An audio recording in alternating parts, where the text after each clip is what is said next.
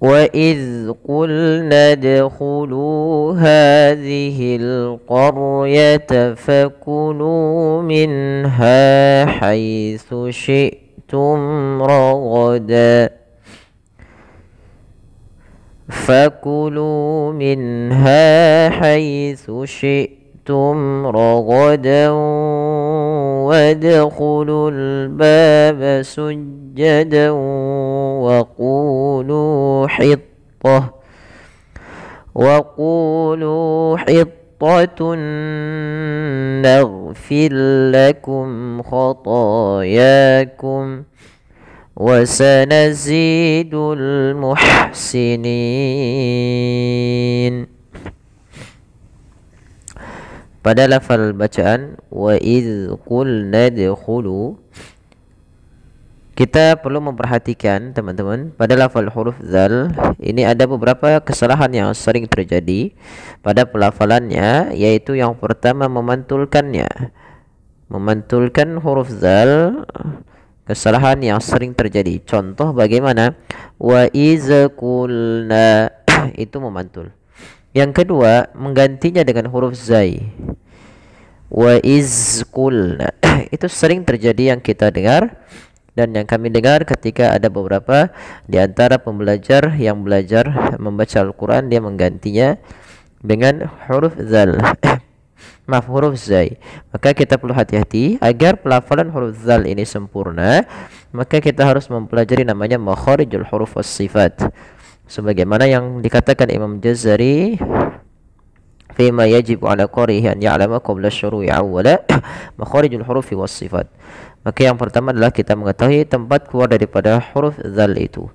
Zal tempat keluarnya adalah dari ujung lidah kita menempel dengan gigi seri atas. Wa iz seraya dia kita memiliki sifat yang namanya rokhawah, mengalir suaranya.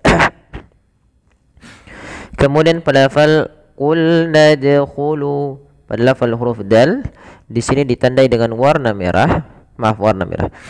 biru, menandakan dia huruf dalnya dibaca dengan bacaan qalqalah. Qalqalah itu apa? Qalqalah itu artinya memantul. Nah, kesalahan yang terjadi dalam melafalkan bacaan qalqalah, yang pertama tidak mantul. Yang kedua menambah hamzah. Contoh bagaimana? Yang pertama wa idz qulna dkhulu itu tidak memantulkannya.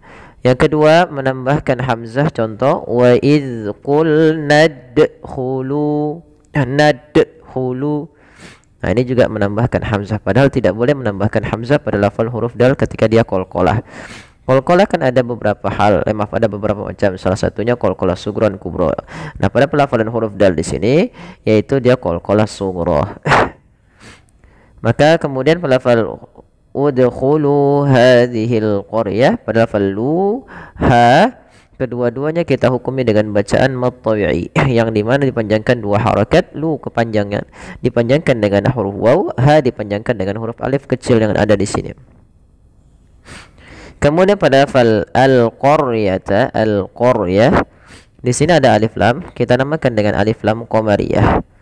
Alif lam qamariyah itu huruf alif lam yang bertemu dengan huruf-huruf qamariyah. Huruf qamariyah ada 14 huruf terkumpul di dalam lafal abghi hajjaka wa khaf aqimahu. Hajjaka wa khaf aqimahu. Ya, ini huruf-hurufnya alif, hamzah, ba, ghain, ha, jim, kaf, wa, kha, fa, ain, qaf, ya, mim, ha. Ketika ada huruf 14 ini bertemu dengan alif lam maka dia kita namakan dengan menamakan dengan alif lam qamariyah. Kemudian pelafal qaryah, di situ huruf ro-nya ditebalkan. Karena huruf ra yang didahului dengan huruf fathah, maka dia kita namakan dengan ra tafkhim, harus tebal. Kemudian pada lafal fakulu minha, fa alirkan nafasnya, fa, jangan dibaca pa. Kemudian pada lafal lu dan ha, kedua-duanya mad tabi'i lagi, ditandai dengan yang tadi. Ada huruf-huruf mad setelahnya. Nah, di dalam mad tabi'i ini sendiri hati-hati, ada beberapa kesalahan. Di antaranya adalah dia memanjangkan mad tabi'i lebih daripada kadarnya. Harusnya 2 menjadi 4 atau 2 menjadi 6. Misalkan fakulu minha, itu terlalu panjang, cukup 2 harakat saja. Kemudian pada lafal minha, di sini ada bacaan izhar. Izhar yaitu membunyikan suara nun dengan jelas. Nah, nanti meskipun nanti ada bahasan bagaimana cara izhar, apakah di dalam huruf izhar ada gunnahnya, itu khilaf bainal ulama. Dan sedikit daripada mereka yang mengatakan adanya gunnah, tapi di situ nanti tidak membahas, kita tidak membahas itu. Tapi apa kita mengenal dulu yang namanya izhar.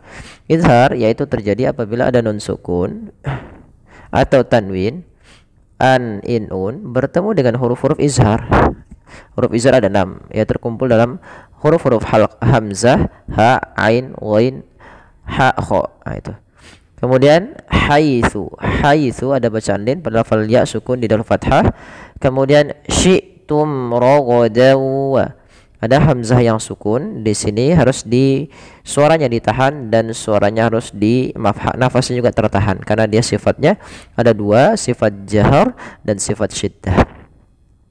Kemudian pada lafal mim mati bertemu ra, di sini ada hukum tajwid berupa izhar syafawi. Kemudian pada lafal ragadaw wadkhulul baba sujada. Pada lafal ragadaw, di sini ada tanwin pada lafal dan bertemu dengan huruf waw. Apabila ada tanwin bertemu dengan huruf waw, maka ini kita namakan dengan bacaan idgham bi gunnah. Apa itu idgham bi gunnah? Idgham artinya memasukkan, bi gunnah disertai dengan gunnah. Apa yang dimasukkan? Suara tanwinnya masuk ke huruf setelahnya.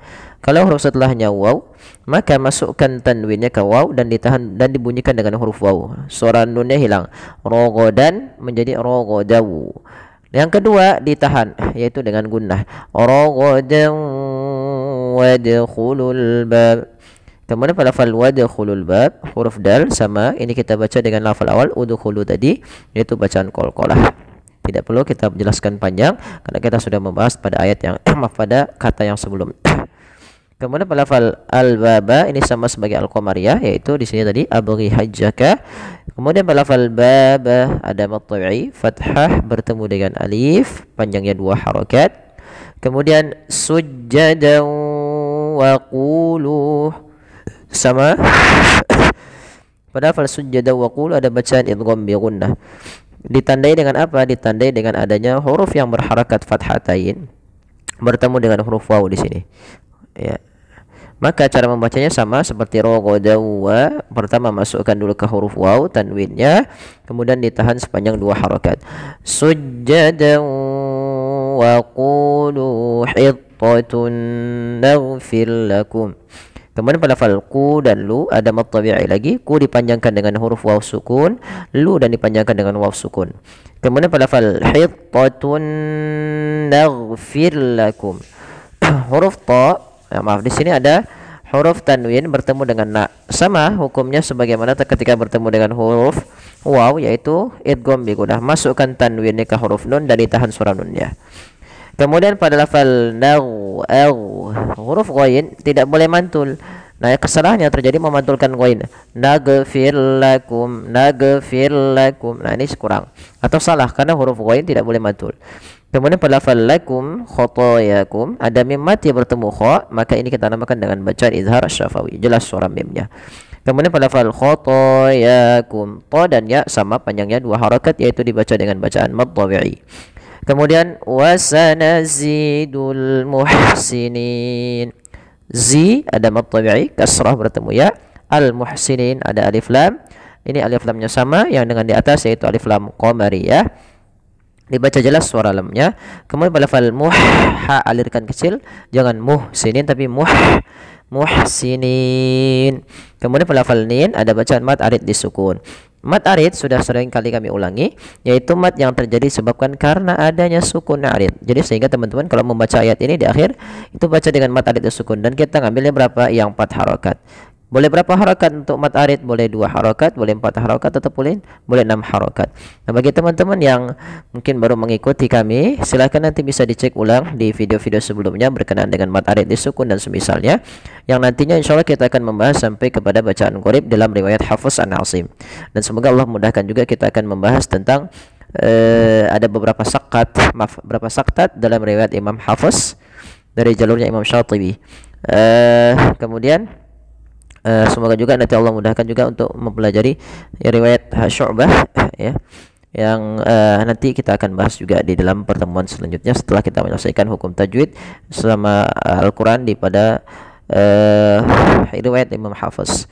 Kemudian juga teman-teman silahkan mohon nanti kalau bagi teman-teman yang pengen belajar bahasa Arab juga, nanti bisa kunjungi di channel kami di Bahasa Arab Center. Nah, nanti kami juga sedang merintis, mungkin bisa juga bantu teman-teman membantu untuk share-nya agar kita mendapatkan banyak manfaat juga daripada yang lainnya. Dan insyaallah kita akan coba rutinkan di situ belajar bahasa Arab. Ada juga untuk khusus murotal yang kami buat itu untuk mungkin bagi teman-teman yang ingin mendengarkan murotal sebelum tidurnya dan sebagainya, ada juga. Dan juga ada yang ngaji Quran, memang itu khusus untuk tilawah gitu ya, kita tilawah. Nah, mohon bantuannya, ada ngaji Quran yuk di kami, dan untuk temanya sama, yaitu dengan logo yang sama juga tentunya. Baik, demikian, semoga yang sedikit ini bermanfaat bagi teman-teman sekalian. Kami mohon maaf bila ada kurang dan salahnya. Kurang lebihnya wabillahi taufiq. Wassalamualaikum warahmatullahi wabarakatuh.